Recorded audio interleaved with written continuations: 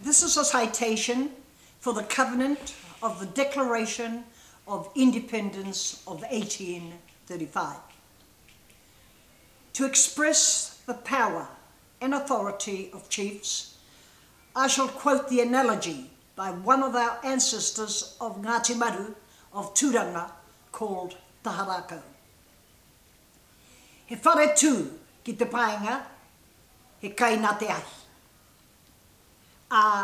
He whare maihi i tū i te pā tūwatawata, a kahukura nui, he tohu no te rangatira.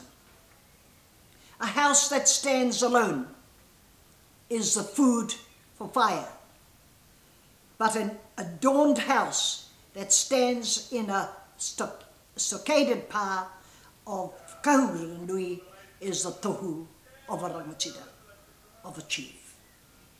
Today, the 28th day of October 2014, is no doubt the most important and auspicious date of the Māori calendar. We are here gathered together at Waitangi, Te Ti, to not only commemorate and remember the signing of the sacred covenant document of the Declaration of Independence of 1835, but also to resurrect, to reinstate, and to reaffirm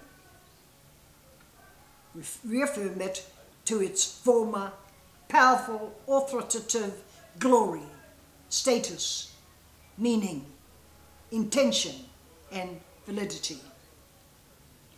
I, Ariki Nui Tapaeru, Ngāka Waingarangi, commissioned and appointed by Karahe Murray, past chair of the Confederation of Chiefs, on the 5th of February 1999, as the Premier for the Māori government of Aotearoa, has now been honoured and charged by my fellow remnant members of the sovereign hereditary chiefs and heads of tribes in their collective capacity of membership of the Sovereign Confederation of United Chiefs, in Congress assembled to declare that 1, they never abrogated their sovereignty or tino rangatiratanga to any king, queen, crown, or foreigner, or anyone else for that matter, but didst retain and that status with their own tribes extant forever. Number 2, the chiefs never permitted any legislative authority separate from themselves in their collective capacity to exist, nor any function of government to be exercised without their said territories, unless by persons appointed by them and acting under the authority of laws regularly enacted by them in Congress assembled. In so saying, therefore, to A, the Pākehā government of John Key has no mana or authority to act and is therefore illegal, invalid, and unconstitutional. As from today, Key's government is extinguished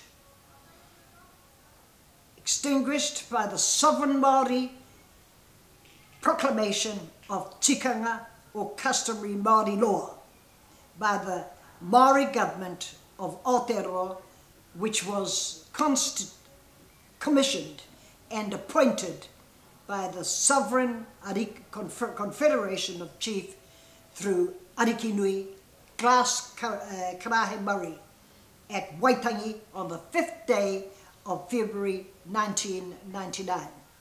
Number 3, further explanation on tikanga laws, quantitative analysis for tikanga Māori functions as the most supreme law of this land, of Aotearoa and of New Zealand. When tikanga Māori clashes with British-based laws, tikanga Māori overrides and overrules it. This doctrine is based on the Aboriginal, Indigenous, Native Title doctrine enshrined in the English common law and the Declaration of Independence Covenant of 1835, which are recognised in the international law of the period, and of course on the inviolate position of Māori today as First Nation people, or tangata whenua, people of Aotearoa, New Zealand. The Confederation flag, the Confederation entered into trading accord treaties with 59 different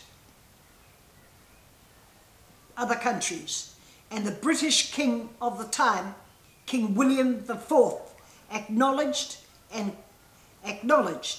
the Confederation flag of the Confederation, which received a 21-gun salute, and in return for friendship and protection of his British subjects in New Zealand, who had settled in our country for purposes of trade, and the King was accepted as a protector from all attempts upon Aotearoa's independence. 4.1. We envisage that when the British flag is lowered and returned to the British monarch's possession, their government, jurisdiction, their courts, their police, their every illegal, invalid and unconstitutional mechanisms follow the pathway of their flag as they bid us farewell. Fourth, then the raising of the Confederation flag and the mana Māori motuhake, which means full, exclusive, absolute final possession, autonomy for Māori shall prevail forever for Māori extant. Number 5, for 173 years, the Pākea's illegal kāwanatanga has flown their flag and have ignored our Confederation flags, as though it has been a non-event. To make it worse, just recently, in the media, John Key has been agitating for a silver fern flag for the government without consulting with the Confederation and for the Māori or the Māori government of Aotearoa. Therefore, we consider that their attitude to Māori is despicable and rude. 5.1. Important action aspect of handing back their flag and flying our Confederation flag mana means much to us, the Māori, because the authority to govern in our country for them is automatically extinguished, and our Māori government of Aotearoa, New Zealand, shall function peaceably under the independence awarded to Māori under the Declaration of Independence of 1835. Number 6, a plaque which has been produced 2 years ago shall be installed in front of the Treaty of Waitangi Memorial to actually reaffirm the occasion. In conclusion, the Māori government delegation shall proceed to the United Nations Forum at Geneva, Switzerland, to the International Court at the Del Hague, and to IMF New York, Washington, D.C.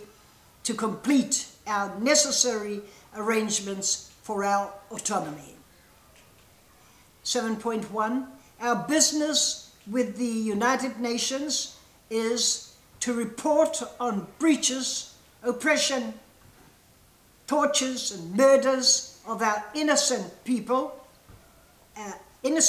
so forth, our human rights and our human rights. To request safety, protection and peace. To fund our governance, rule and reign.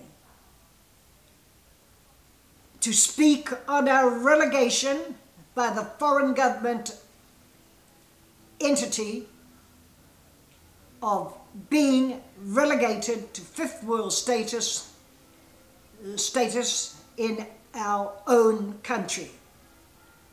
Number 7 and plus 6, contraventions of the imposition of 4,000 illegal legislated laws which have been unfair, prejudicial actions on our freedoms and independence to develop successfully without interference from an oppressive source of invalid, illegal, unconstitutional foreign government who seem to believe that white is right.